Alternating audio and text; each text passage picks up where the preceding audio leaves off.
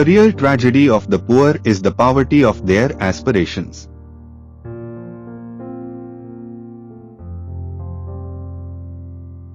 Labor was the first price, the original purchase, money that was paid for all things.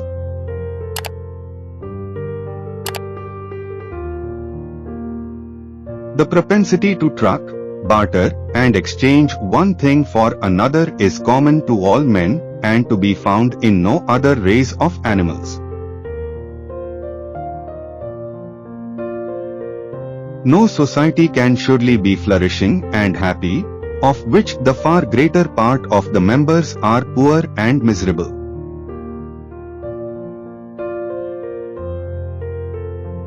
It is not from the benevolence of the butcher, the brewer, or the baker that we expect our dinner, but from their regard to their own interest. All money is a matter of belief. The market is not a place, a thing, or a collective entity. The market is a process, actuated by the interplay of the actions of the various individuals cooperating under the division of labor.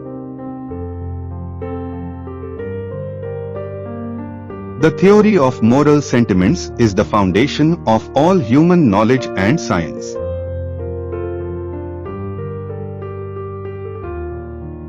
Virtue is more to be feared than vice, because its excesses are not subject to the regulation of conscience.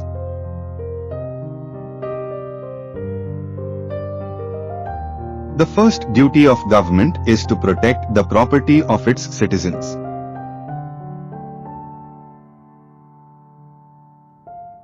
What can be added to the happiness of a man who is in health, out of debt, and has a clear conscience?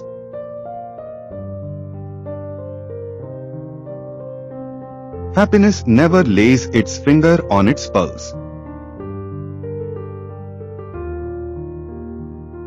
Every man, as long as he does not violate the laws of justice, is left perfectly free to pursue his own interest his own way. The price of monopoly is upon every occasion the highest which can be got. Wherever there is great property, there is great inequality. It is not by augmenting the capital of the country, but by rendering a greater part of that capital active and productive than would otherwise be so, that the most judicious operations of banking can increase the industry of the country. Avarice and injustice are always short-sighted. Science is the great antidote to the poison of enthusiasm and superstition.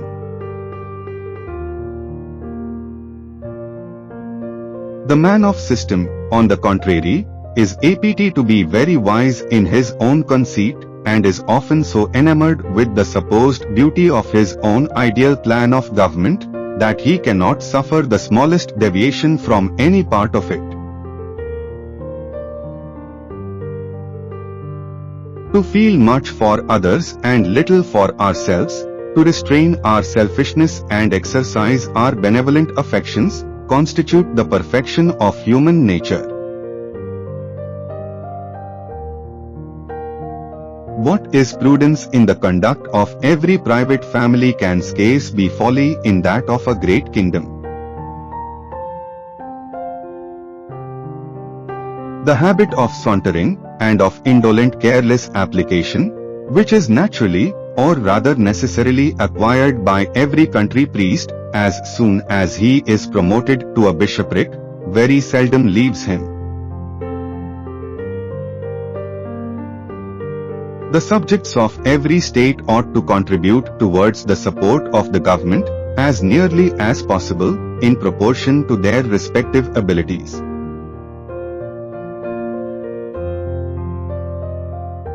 All money is a matter of belief.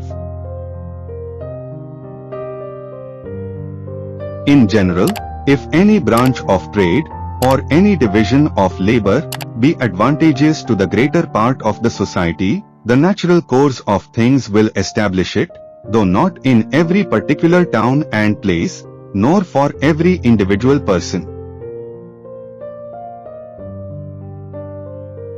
It is not the actual greatness of national wealth, but its continual increase, which occasion a rise in the general rate of interest.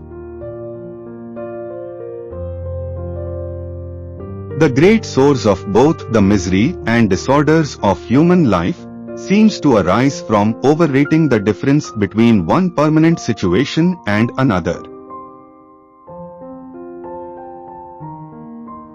The value of a commodity, therefore, is simply the quantity of labor that it can purchase. No society can be prosperous and happy in which the majority of its members are poor and miserable.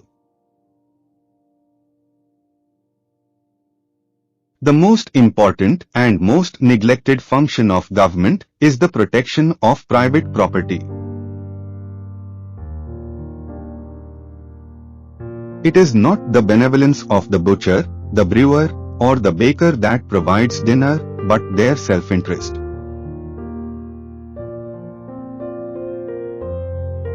Science is the great antidote to the poison of enthusiasm and superstition. The disposition to admire and almost to worship the rich and the powerful, and to despise, or, at least, neglect persons of poor and mean condition is the great and most universal cause of the corruption of our moral sentiments.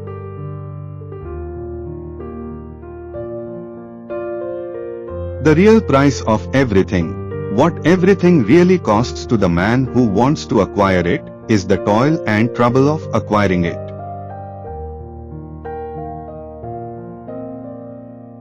The principle which regulates the existing social relations between the two sexes, the legal subordination of one sex to the other, is wrong in itself, and now one of the chief hindrances to human improvement.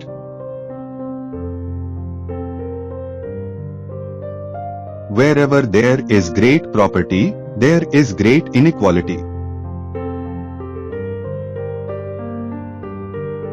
The apparent inconstancy of employment is accounted for by the custom of masters hanging upon the fringes of society in the hope of obtaining work. It is not wealth that creates happiness, but the prudent and effective management of wealth.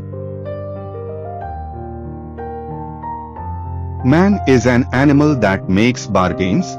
No other animal does this. One dog does not change a bone with another. It is not from the benevolence of the butcher, the brewer, or the baker that we expect our dinner, but from their regard to their own self-interest.